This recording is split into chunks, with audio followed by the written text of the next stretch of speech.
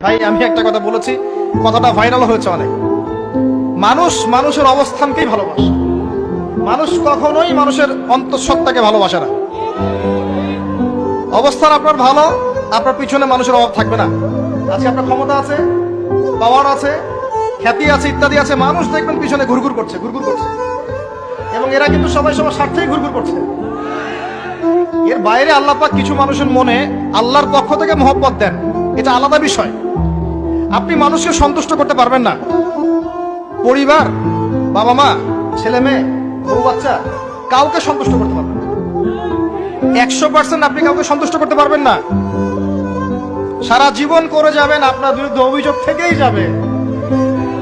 শুধু আল্লাহ রাব্বুল আলামিন অপেক্ষা করে বসে আছেন, আপনি কখন তওবা করে তার দিকে ফিরে আসবেন। দিন আল্লাহ পাক আপনাকে মাফ করে দিবেন ইনশাআল্লাহ। আল্লাহ পাক বলেছেন, শুনেন, ইল্লা মান তাবা, যে অনেক গুনাহ করেছে, শিরক করেছে, জিনা করেছে, মদ খেয়েছে, বেদাত করেছে, হারাম খেয়েছে, আল্লাহ পাকের অবাধ্য হয়েছে, নামাজ পড়ে নাই, যাকাত দেয় না, ইত্যাদি ইত্যাদি অনেক অন্যায় করেছে,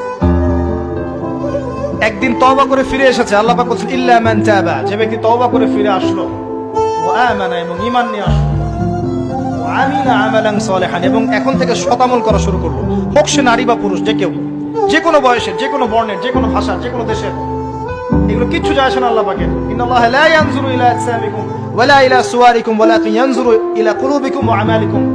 আল্লাহ পাক শুধু কলব দেখেন, আমল দেখেন, রক্ত মাংস বর্ণ এগুলো দেখেন না। আল্লাহ পাক ফিরে এসেছে, আমল, ঈমান এনেছে, আমল সালেহ করেছে। আল্লাহ পাক বলেছে, উলাইকা, এরাই তারা, ইউবাদদিলুল্লাহু সাইয়্যাতিহিম হাসানাত, এরাই সেই ব্যক্তি যাদের সমস্ত গুনাহকে আমি আল্লাহ নেকি দিয়ে পরিবর্তন করে দেব। আল্লাহ অপেক্ষা করছেন আপনার জন্য।